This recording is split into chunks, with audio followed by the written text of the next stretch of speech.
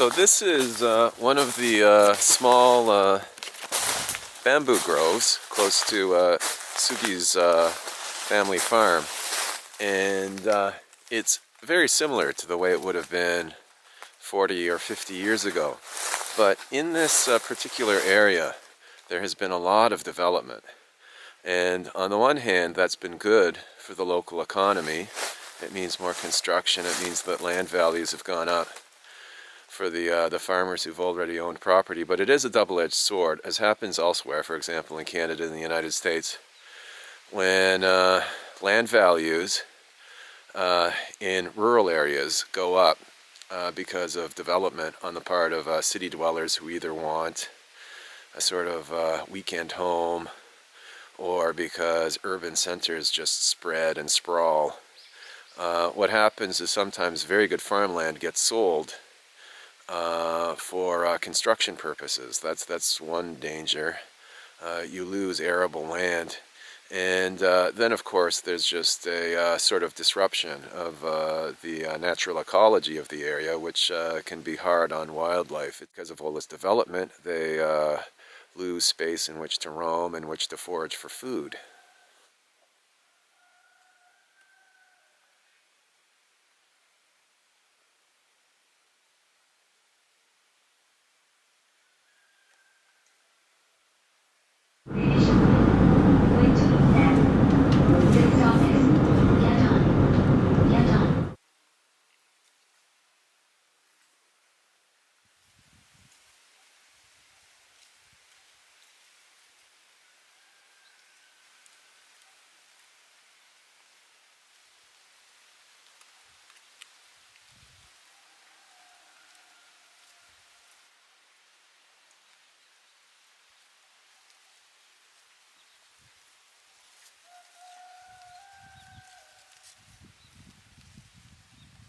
One very important point in any discussion about noise is that sound is vibration that's generated by power. So volume requires energy, which is essentially power. In order to be loud, you need you need power, whether it be real power or a kind of a more metaphorical form of power, which I think is interesting. And I'm going to get back to that point later on. And these kind of nodes of power that are sonic, they propagate in ways that the visual can't. So I mean, sound, can traverse boundaries.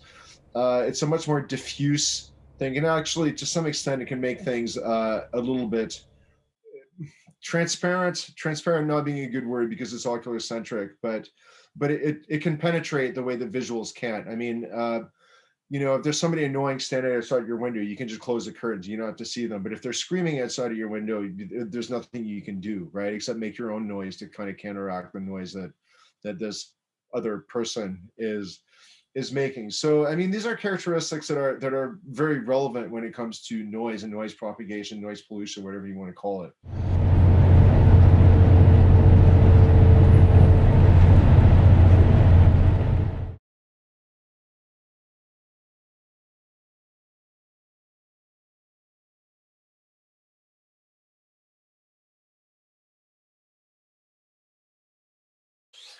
Right behind me is the tea farm that belongs to Sugi's family. Now, Sugi's family has been in this area for generations, and there's a little hamlet, a community that's maybe even smaller than a hamlet, that is right next to where Sugi grew up. However, a little bit beyond that, around 300 or 400 meters, is the beginning of a valley, a quite beautiful valley that spills down from the Jirisan Mountains, and also was traditionally a farming family community. However, that new area has been taken over in the past 15 or 20 years by increasing numbers of professionals moving in from the city. These are either middle-aged people who want a weekend home, or retired professionals who want a place in the country away from the big city. However, because of the zoning or lack of zoning in the region, there are some factories that have been built there, and a factory was built at the top of that valley just around a year ago.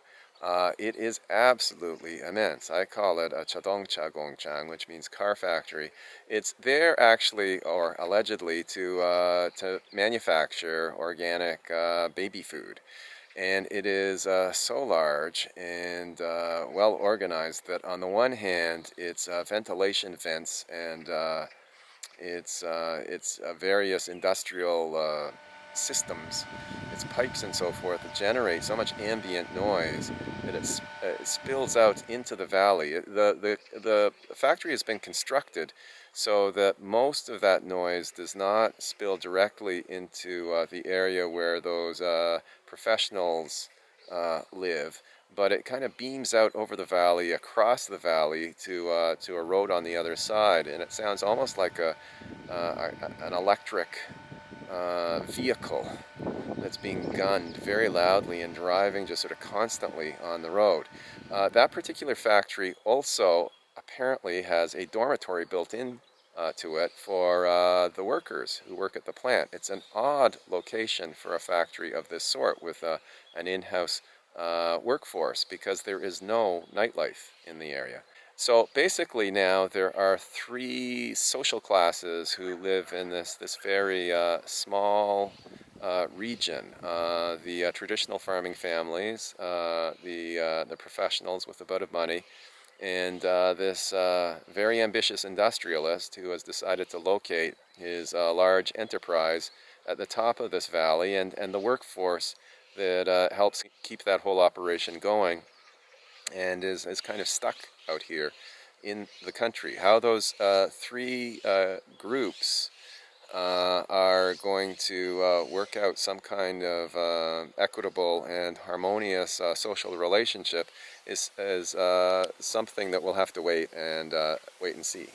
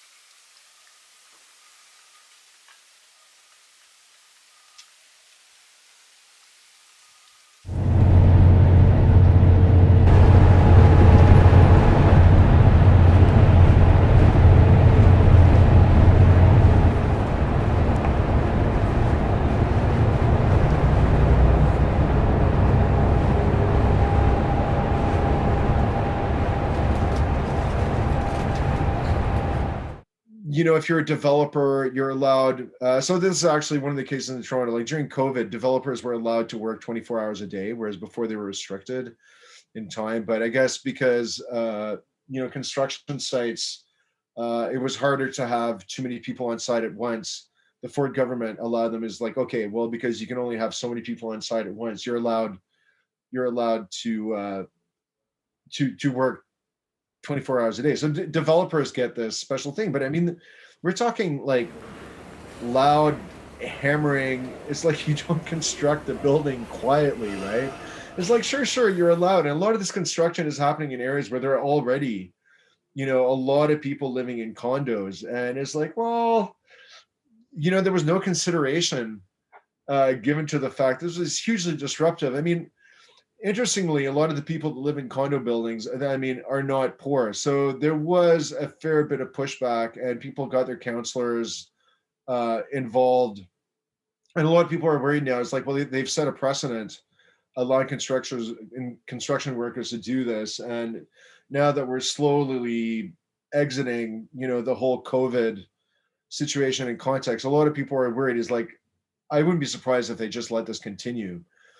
And, so it does take this kind of situation where you have wealthy people that have the ability to not just complain, but complain and be heard. And, be heard by the media now saying is like, well, what is all this noise, right? I mean, but they're living in condos that were built, so they're building other condos around their condo buildings, and it's all the same system. So, they're only living in a condo because this condo was built in a very noisy way. Though I guess the point that I'm making here is yeah, if you're rich, you can complain, you get heard, but also this kind of lack of awareness that the very condo that they were living in was probably like just exactly the same annoyance to other people that were in the neighborhood previously, but that connection isn't made, right? That the stuff that you have and the stuff that you do is the product of very noisy processes. So I think that really, yeah, you can complain, you can try to change zoning bylaws. It's really hard to do anything about that when you're going up against developers and people with a lot of money who are like, yes, but we're bringing jobs and we're doing all this stuff. It's like, well, there's no way at this point to make a quiet factory. But maybe really then what the solution is to really rethink how much we consume. I think ultimately, if you're going to reduce the amount of anthropocentric noise, I think that if you're looking for a broad, effective solution, maybe we just need to consume less.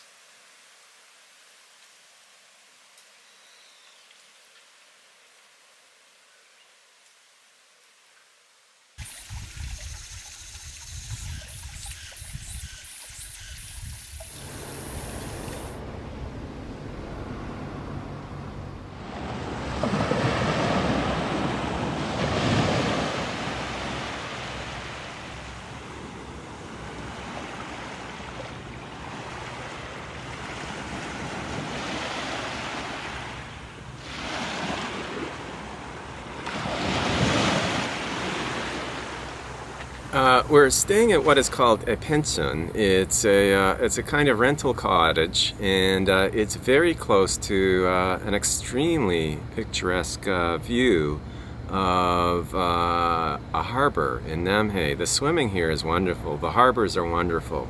It's a very, very scenic, oceanic kind of area, but our appreciation of the nature is marred very significantly by the ambient noise that surrounds the pension that we've been staying at.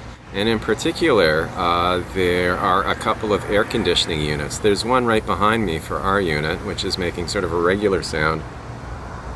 And there's another unit that's around 10 meters away on the roof of a small storage bunker, or even a small kind of factory for agricultural products or something like that. And it has a rooftop air conditioning unit that creates the most intense white noise imaginable.